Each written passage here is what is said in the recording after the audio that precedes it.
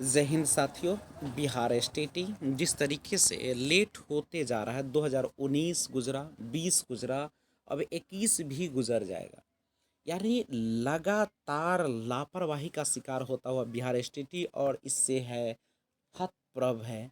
अभ्यर्थी परेशान है, रोजगार के लिए इधर उधर भटक रहे हैं, लेकिन किसी भी प्रकार की एक सटीक सूचना नहीं मिले। लेकिन इसके बात करूं, इससे पहले कि अब दिसंबर और जनवरी सीटेट वाले भी परेशान हैं, तो उनकी क्या है मुद्दा उस भी बता दूं।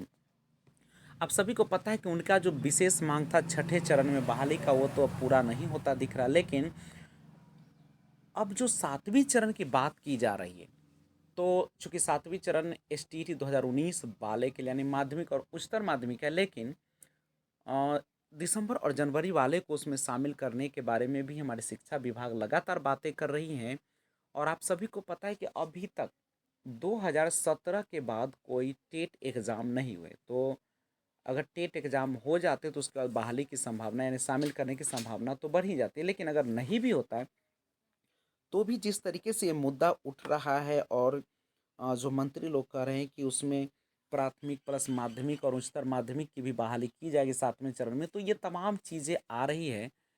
तो अब उनको बहाली को लेकर उतना चिंतित नहीं होना चाहिए, क्योंकि छठे चरण में ही इतना बैकलॉग आ रहा है कि उनको बहाली अवश्य ही होगा। लेकिन उन लोगों को आंदोलन जो करना चाहिए था, वह इस बात के लिए नहीं कि उसको सातवें चरण में मौका दिया जाए।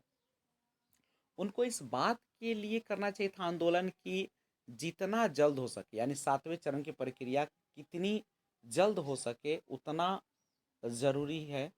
तो इन चीज़ों पर होना चाहिए, और तभी जाकर सातवें चरण जितना जल्द हो जाएगी उतनी इन लोगों को हालात भी सुधर जाएंगे। तो ये तमाम चीज़ें हैं। सातवां फेज की बहाली में प्राथमिक माध्यमिक और उच्चतर माध्यमिक को मौका मिलेगा, और इसके लिए हम लोगों को आंदोलन और तेज करने होंगे, क्योंकि जब तक हम लोग चुप बैठेंगे सरकार हम लोगों को बैठे हुए कुछ देने वाले नहीं है। जब तक कि हम लोग सड़क पर उतरते नहीं तब तक कुछ सुनती भी नहीं है।